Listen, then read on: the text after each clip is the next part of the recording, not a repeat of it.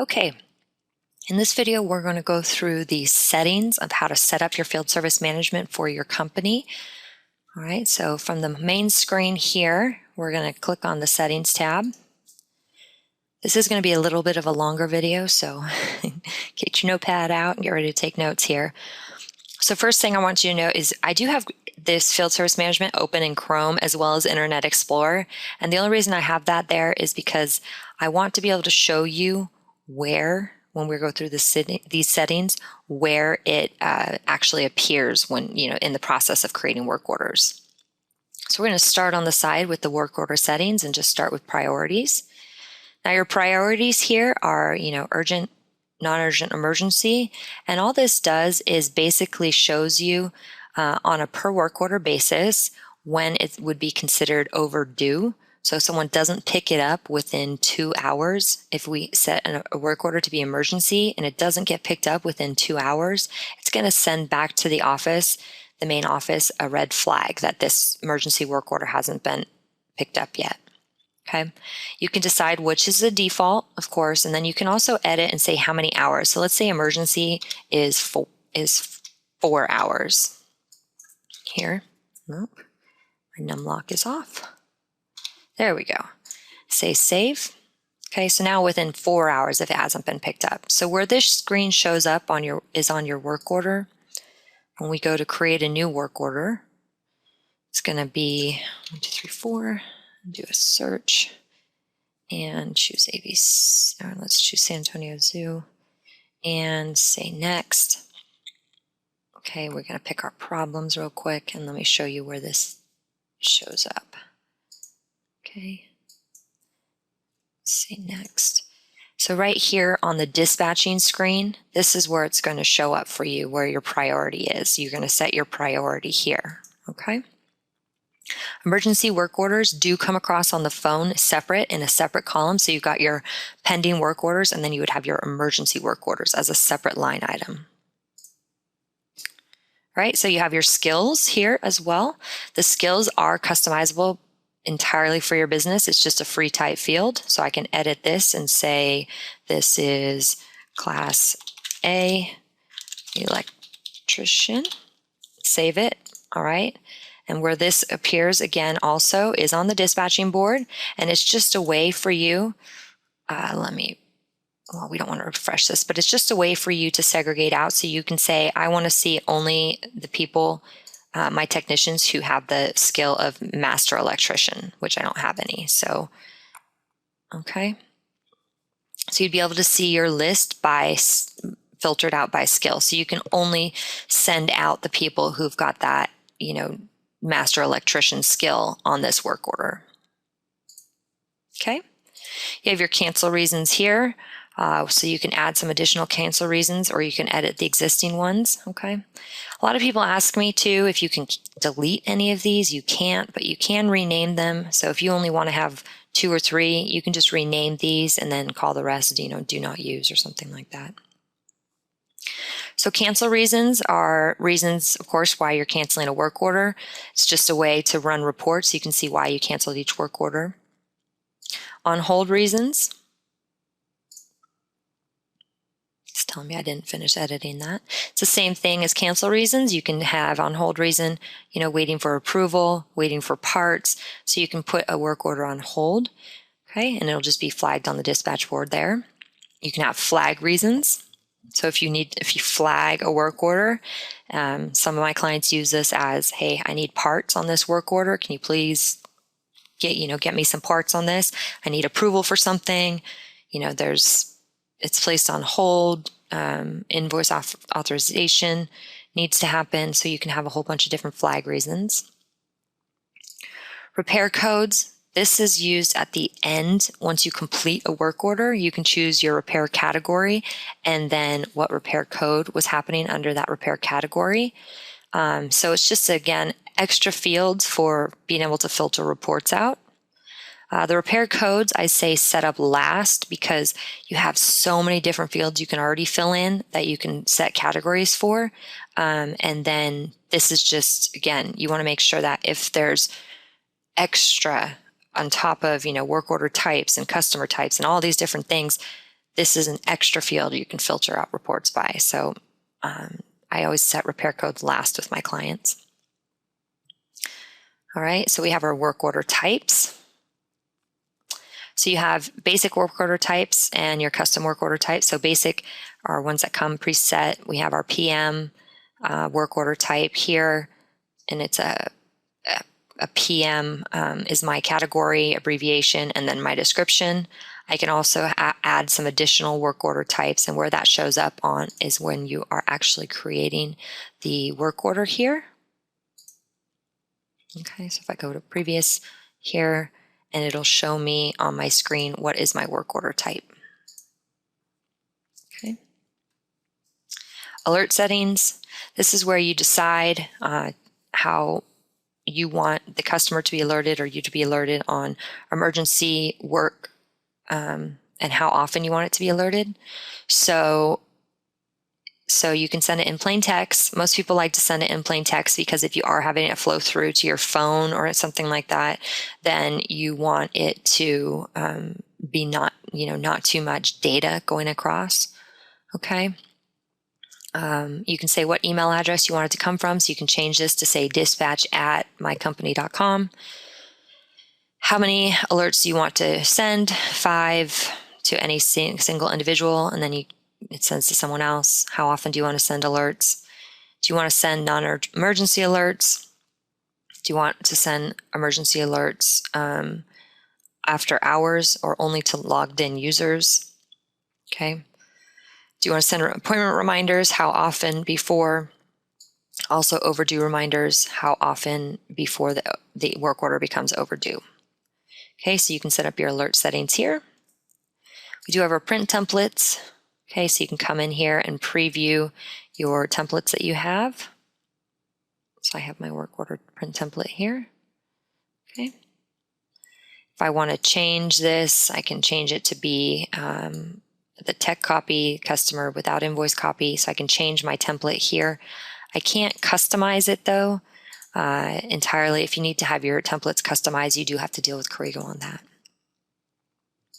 We have our dispatch board settings. So you decide what shows up on the dispatch board. Do you want the work order status? Do you want the zip code? Maybe I don't. So I'm going to say no on this. Okay.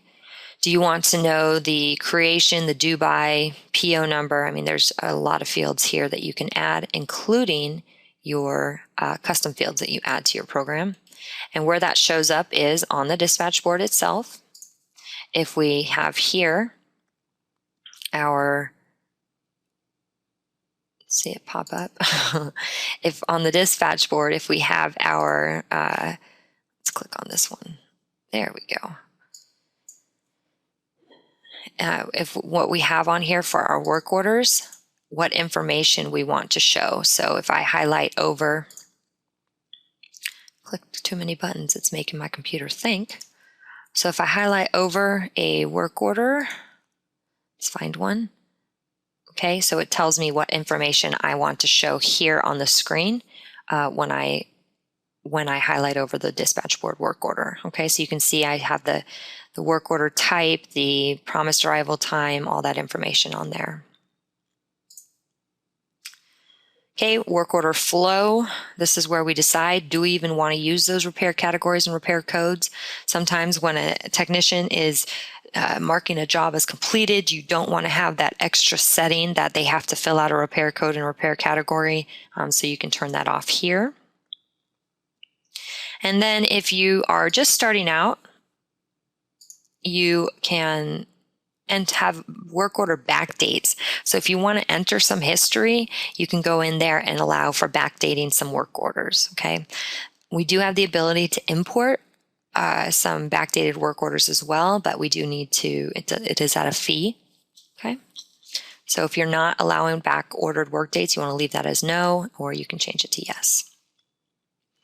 So those are our work order preferences. Those things I usually go through pretty quickly with my clients.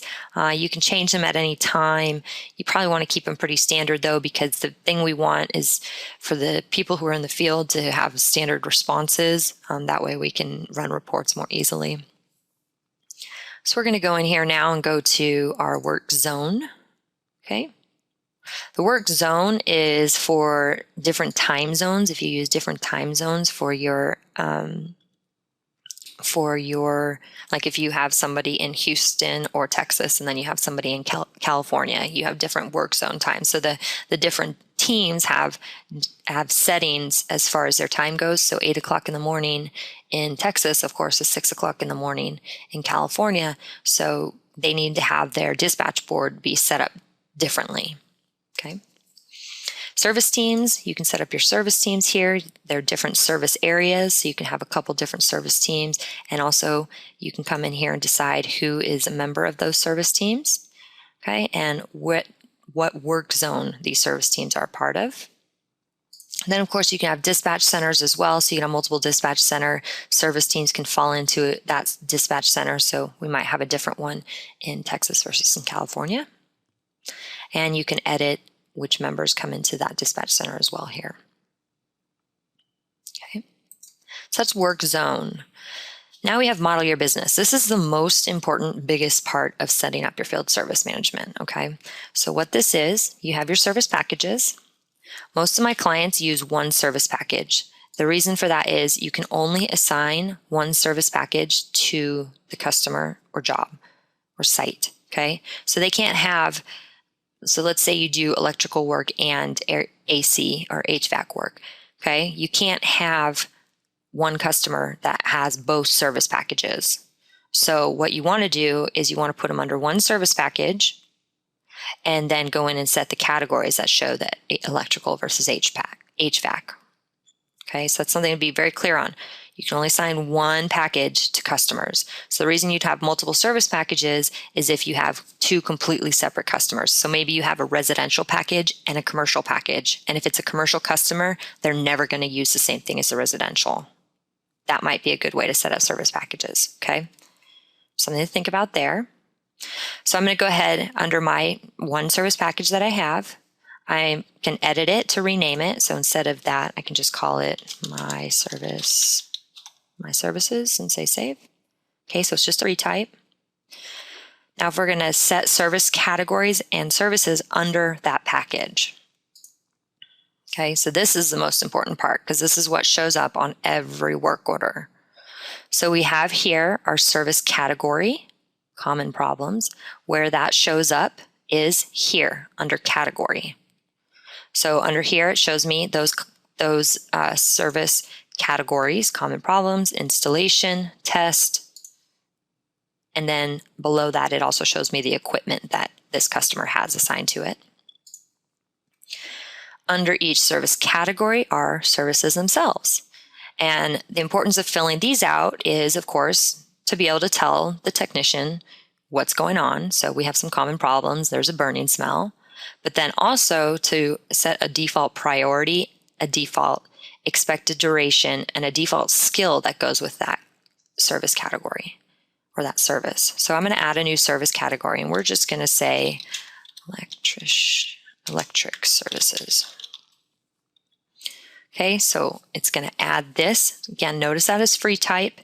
It does add a preset of other, it adds those to all of them just in case there's not something here that is what the customer is calling about, but it's not very common. So you don't want to create a new service for every single scenario. But if you have some kind of off-the-wall scenarios, you can just use the other.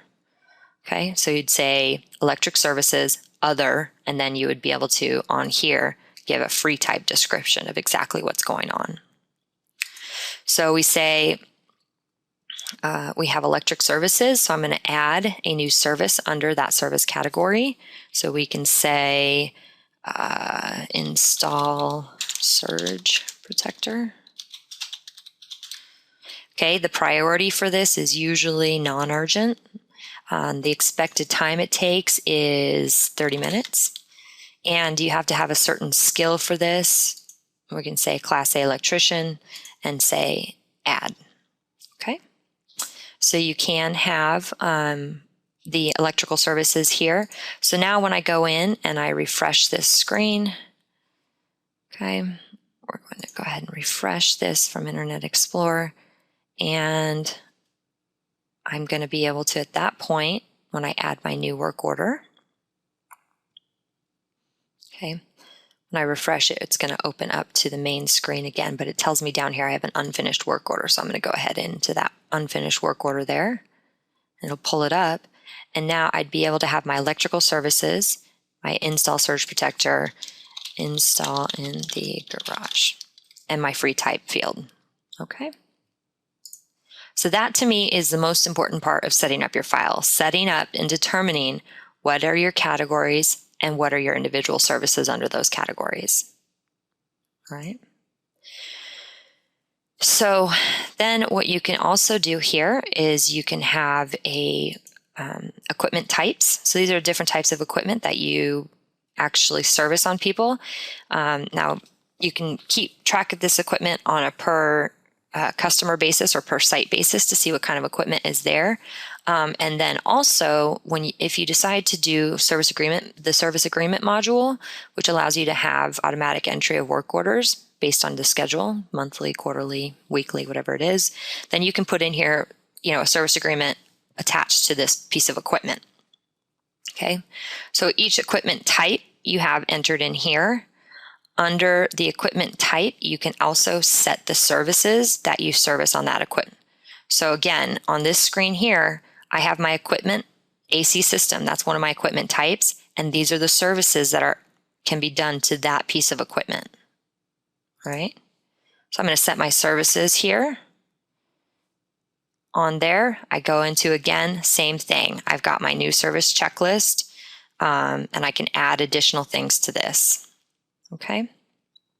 Also on this screen, so I have here exposed wiring, loose connection. It looks the same as my other services that I have on the back screen, but this is services specific to the 110 volt piece of equipment that I service for this customer. In these, you can have descriptions as well. So I can say scheduled maintenance and it pre-fills in a description. On that, I can add here. It's going to pull up just a free type screen. I do have the ability to make it so it looks like it's a checklist. Check wiring. Turn off power, whatever the checklist that they're supposed to go through. So you can add this to that screen. So every time it pulls it up, that checklist will pull up. Now that doesn't mean that a technician, if they're entering it on their phone, can X off that they finished each of those, but at least it gives them the steps to go through if you want to enter those in there. Okay. Down below here, you can decide which attributes you wish to track for this piece of equipment. Condition, installation, manufacturer, model, serial number, tag number. Now these are the attributes that I have turned on. All right, now I'll get into that in just a second, but where to add additional attributes. But for this 110 volt piece of equipment, I do want to track the history of the condition, and I do want to keep the history there so I can pull up and see when we marked it as new, when we marked it as used. Okay, you can track the installation date, and then I don't want to track the manufacturer, model number, serial number, tag ID, because this doesn't have those. Okay, so you can decide what attributes you want to track on a per equipment basis. Now, if you decide, you go to attributes here to decide which attributes you actually want to have available. So I can add a new attribute here, say that it is a, let's just say this is usage. Okay, so keep historical, yes. Is it required, yes or no? I'm going to say no. What's the data type? It's a string, integer, phone number, date, whatever it is. So I'm going to say it is an integer and add it here. So now I have the usage tracking here so that I can, on my equipment, decide to choose one of the attributes as usage tracking. All right. So model your business again. That's the most important setup to me of all settings for field service. We're going to continue now into company. Okay, so you can set up custom fields here. Custom fields are free type fields. You can describe what kind of fields you want. Let's say we're going to add a new custom field for the site. All right, I'm going to add a new one, and it's going to say,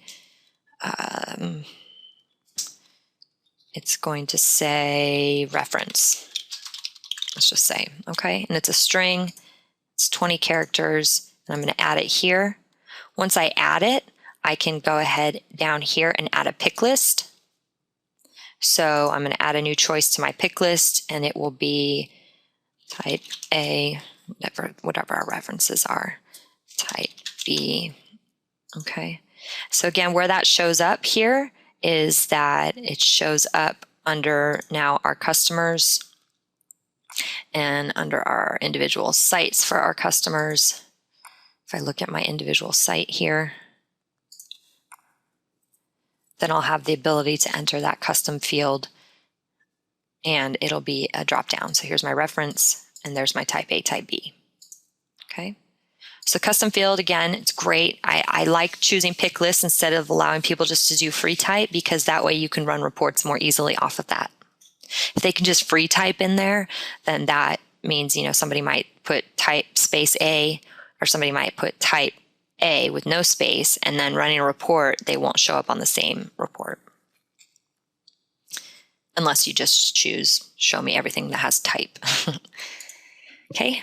Terminology, so this is where you set your term, the way that your company phrases things. Work zone, what do you call it?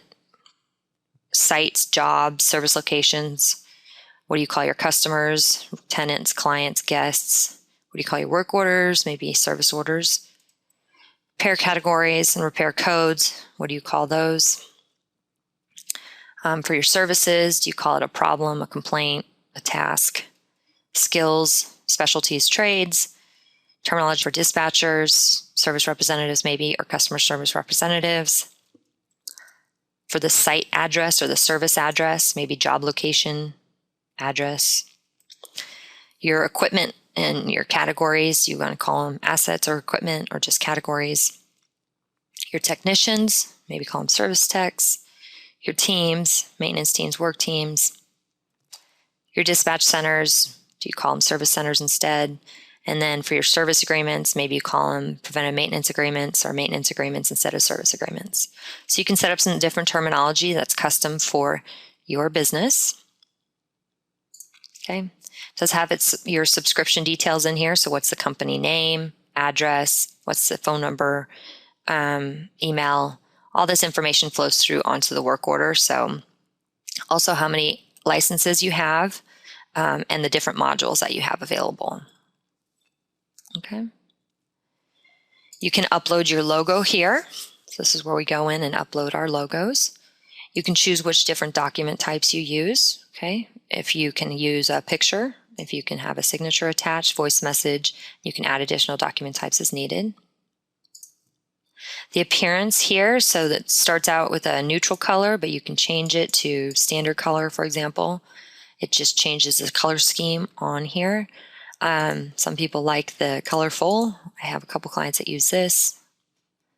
Okay, I tend to think it's a little distracting, but we're going to go back to neutral. Those nice calming blues. Landmarks, you can add some landmarks here. What these are they will show up on your dispatching map or your map when you look at putting, assigning clients or technicians out to different clients. My clients use this for if you have a fleet card, you might want to put a few of your gas station landmarks on there so you can tell a technician, you pull them up on a map, say, hey, you're closest to the one that's on 5th Street, not the one that's in Uptown. Also, you can add in here maybe different hardware stores that you have packages with or accounts with. Integration, we go into more in another video. This is when you set up your integration into QuickBooks Financial. And then also you have your class settings here, which is do you use class tracking? Okay, and that's having to do with QuickBooks Financial. We go into that more in different videos too. You have your mobile settings. So what do you want to show when somebody pulls up their work order, my work? How do you want the information to show up? Emergency on top, rejected, completed, how do you want it to show up here? On primary work orders, when they open up the work orders on their phones, what information do you want to show here? Maybe you don't want to show due by or ETA. You don't use ETAs, so you can hide this and it comes off of their phone. Okay. If you are this is primary work order details, of course, if you're the primary on it. If you're not the primary, if you're secondary on the work order, it shows you what information do you want to show to the secondary. And then we have our device settings here. So on the device settings, how often do you want to update your GPS? I don't recommend doing it less than every 20 minutes because it is sending data across and your phone can run out of information. The data that's sent across to the mobile clients is text data, but even that, if you send it every 5 minutes, data back and forth, it's going to burn up your battery pretty quick. How often do you want to request data from the server? Okay. And then also, do you want to have the application start every time the device restarts? So if somebody turns off their phone and turns it back on, does it automatically log them into the system? Can be something that's a little bit dangerous there, because if they're out for the weekend and they drop their phone and it resets itself, then it will clock them into the system when you start it up. Financial settings, okay, basic invoice settings. You can say, what are my, do I offer discounts? Yes or no. Do I charge sales tax? What is my most commonly used sales tax rate? And then do you want to default class to an invoice based on who's creating the invoice? So if Joey is a technician that works in residential, do you want it to default anytime Joey's working on an invoice, default to residential? Yes or no? Posting invoices here. Do you post invoices on the customer side or on the site? You have your sales tax items. Okay, so these are your sales tax items here, your groups, your codes. All this stuff really should be fixed in QuickBooks Financial first. However, you do have the ability to fix it in the Field Service Management here. You have your invoice status. What is the status of the invoice? So you can add your own custom status if you want to. So if you have, for example, you're creating sales orders in the field, not necessarily work orders, you can have a new invoice status called sales order so that we know that everything that goes there came from a salesperson versus coming from a technician. You have your price list. This is all your items that you sell. These are the types of items that you sell, what price list types you have. So you can have additional of those if you want. Okay, and this comes from QuickBooks Financial, so inventory, non-inventory services. You have your price list groups. No, I'm sorry, let me go back to the price list there. Underneath the price list, you have over here your actual items. So these are the items that come up from QuickBooks Financial, okay? So we can add additional items here. We can edit items on the fly here, or you can do it in QuickBooks Financial as well. Then you have groups, which are the same thing as groups in QuickBooks Financial. You have your print template. So which template do you want to use when you print an invoice? Customer sales status, copy with signature, office copy, okay? If you do take payments in the field, which payment types do you take here?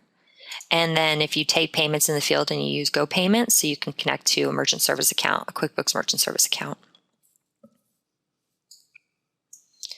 Continuing on, we're going to go to our customer settings. So you have your notification settings, deciding you can say every time we complete a work order, it sends a notification to my customer, or you can say every time we go en route to a order, it sends a note out to the customer, and what text to include in the message.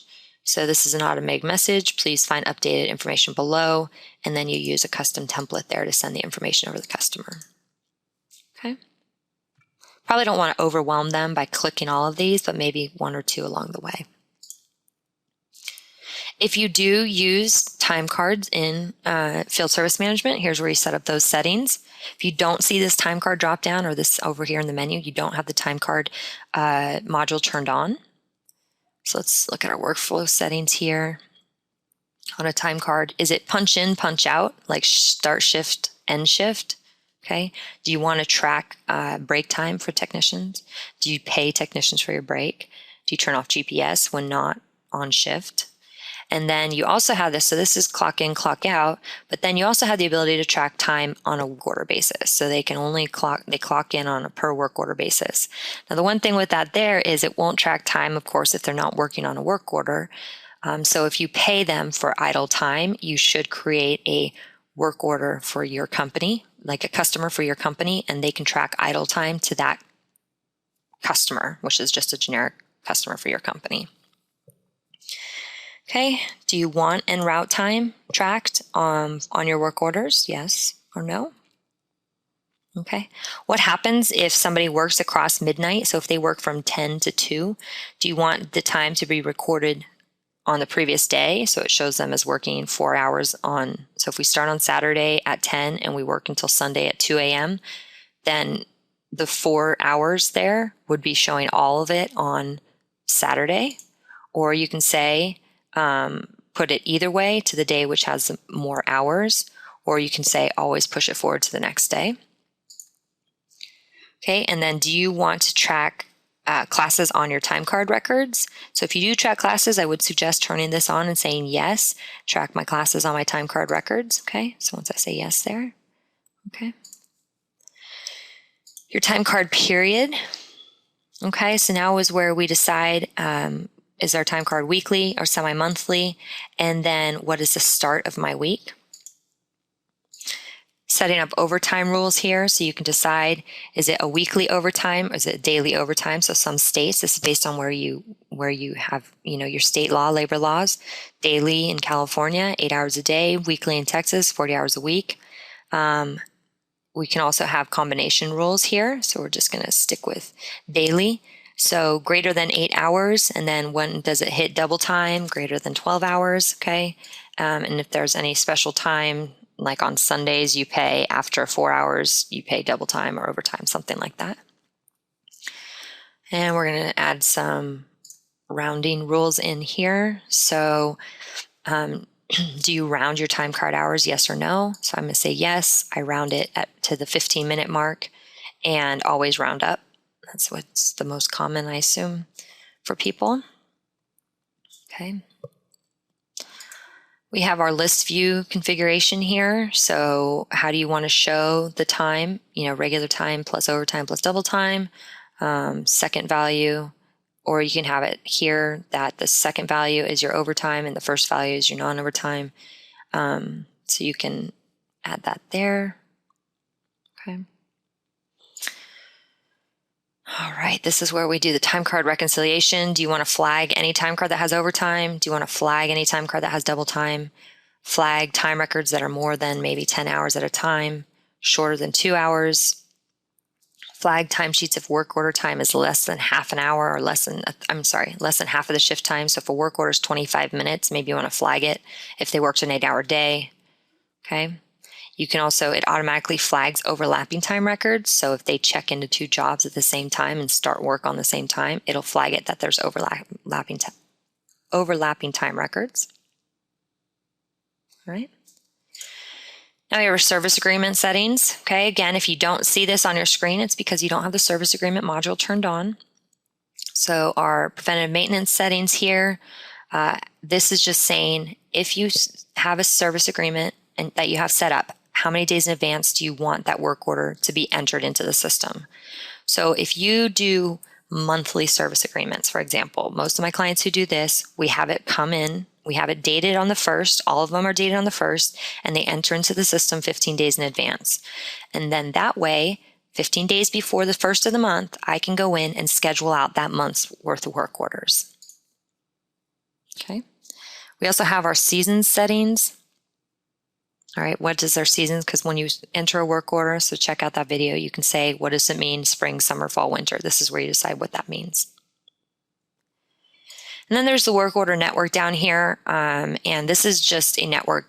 This is something that Corrigo has as a separate service. The work order network is kind of for larger companies that send work orders down into their local technicians that they work with or local companies that they work with. So large corporations have franchises in stores and individual spaces, and they use local help to filter their work orders. And so that's what the work order network is. So you don't have to worry about that for now. I know that was a lot. You might want to watch the video a couple times there, going through all the settings. Also be sure to pause the video and go through setting up your company while you're watching this video. But those are the settings for field service management.